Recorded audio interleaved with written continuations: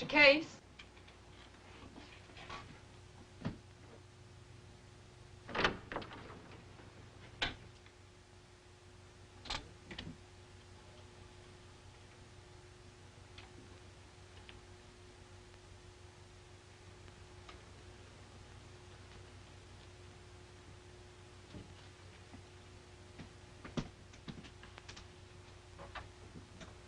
Most of the boys would already be planted in the chair. I'm used to standing. So take a load off, plant.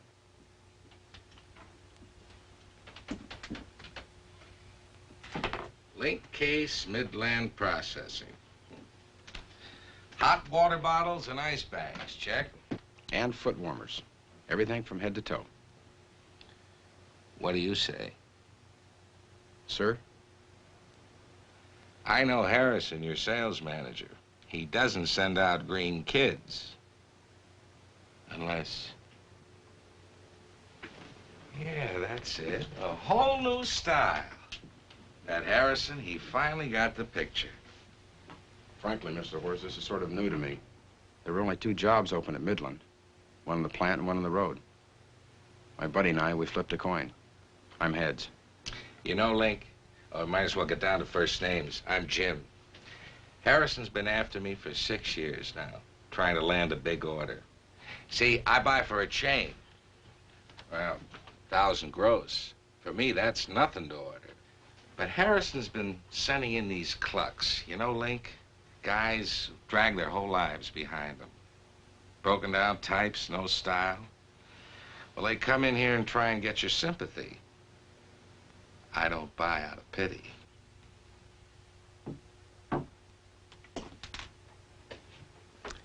That Harrison, he finally sees the light. Sends in a bright young fellow with a whole lifetime ahead of him. See, that's smart thinking. Makes me feel young. Not that I'm old, but, you been in town long? Just today. A young fellow like you, that doesn't make much difference. See what I mean? All you have to do is walk down the main street or pull up a stool at a bar. Yes, sir. Young fellow like you, that's where the action is. Thanks for the vote of confidence, Mr. Horst, but I had lunch and came over here, and I've been sitting in your outer office since 2 o'clock rehearsing my sales pitch. How do you convince anybody that your ice bag is better than somebody else's? Yes, sir. You're the first young salesman that's come in here in months. I can see, Link, you got get up and go. So, let's us get up and go, Let's go find the action.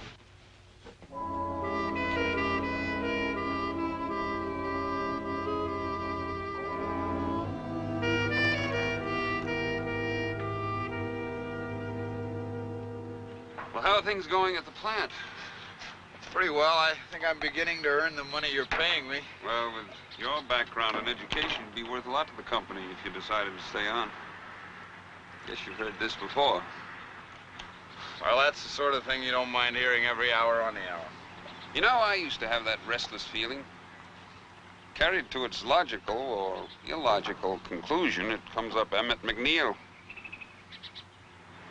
You know, people like you, Todd. And what more does anyone have a right to expect than a good job and pleasant surroundings? I'm not pressuring. I just wanted you to know in case you're ready for something permanent. Well, how did you do? Johnny got 2, Dad. What's the matter with Don? Not feeling too good, Andy. I think he's got a fever. Well, let's get him into your car, George.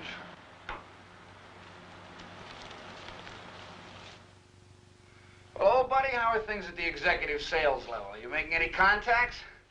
Oh, just sales contacts. That's too bad. No, there's no action here. I'm already in my pajamas, ready to curl up with a good book. What's the matter? Huh? Oh, I think we have a bad connection. Oh, no. I wouldn't come down for the weekend. It's that dead, huh? That's too bad. Well, I'll tell you what I do. If something comes up here, well, I'll find out where you are from the girl in the office, and I'll give you a call, but I wouldn't count on it. Yeah. Good night, buddy. Come in.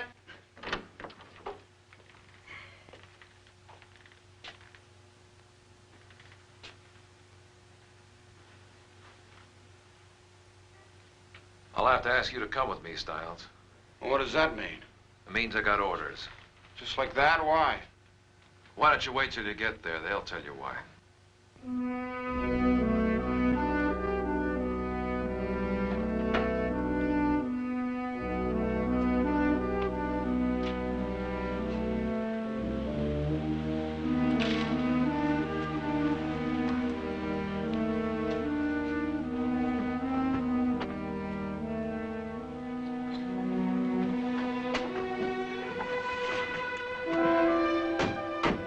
Do you know what this is all about?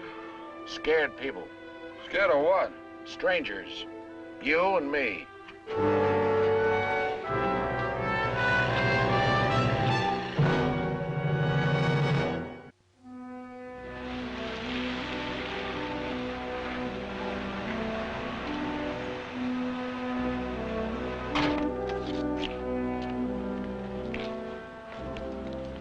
Why the hospital?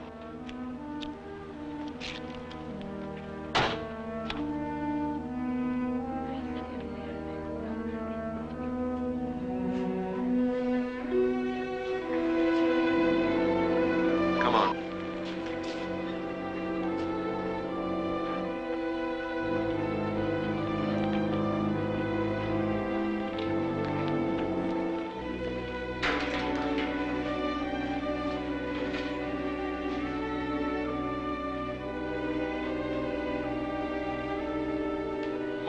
I'll lay off.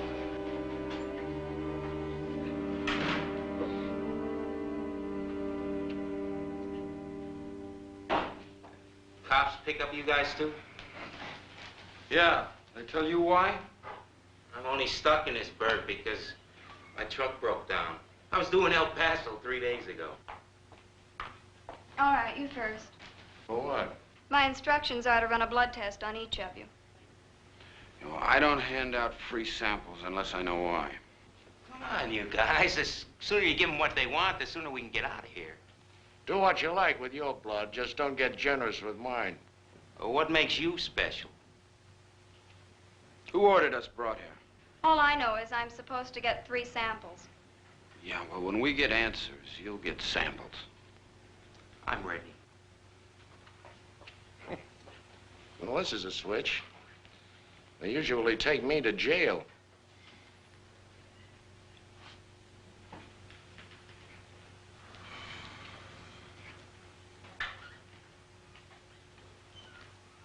Mr. Ferguson, what's going on here?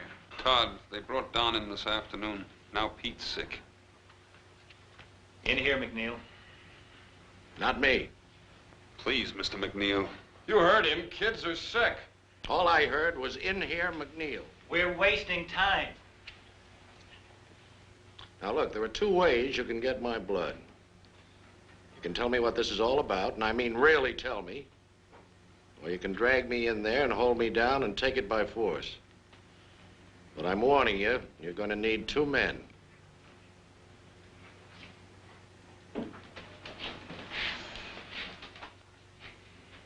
What we face is a possible epidemic. A rare type of sleeping sickness. First Don Simmons, now Pete Ferguson. Outside of a case or 2 in Texas, I've never heard of this anywhere else in the United States.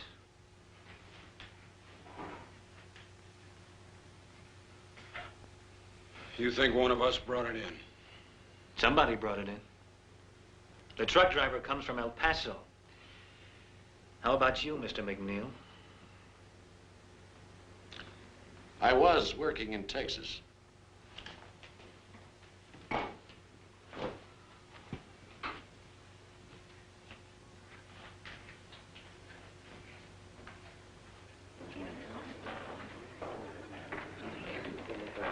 Andy!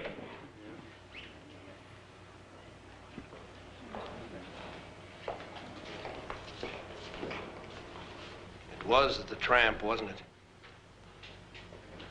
The doctor's just starting the tests. Oh, Andy, what have we done? Even that tramp a job in this town? We don't know it's McNeil. In this day and age, nobody has to live the way he does. Nobody.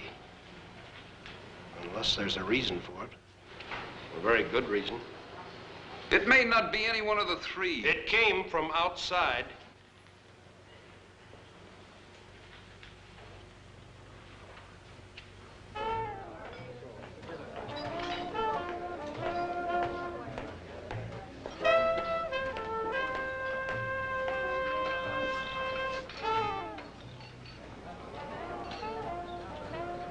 Her name is Mary. Did you see the way she looked at you? One of those long lashes of hers every time she passes.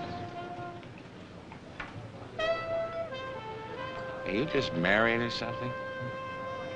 No. I lived in this town 20 years. A man in my position, he can't afford to take any chances. My wife's old man, he's a mayor. But if anybody sees me out with a salesman, well, that's all in the line of business. See what I mean? They say, Mary's got a sister, a real honey bear.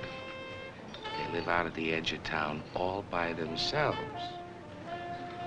Well, of course, I've never been out there. Man just can't walk out and knock on the door now, can he?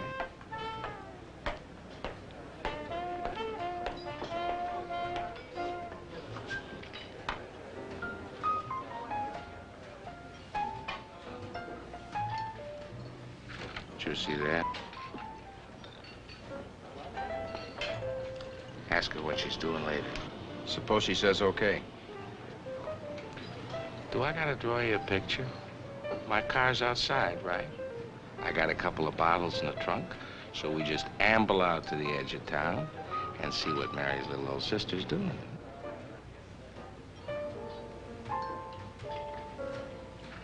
I want you to understand this, Mr. Horst. Jim.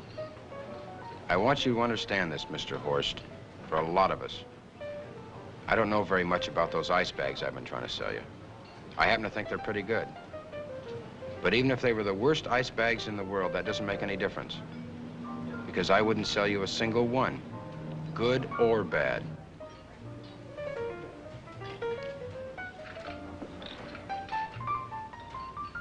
See what I mean, Mr. Horst?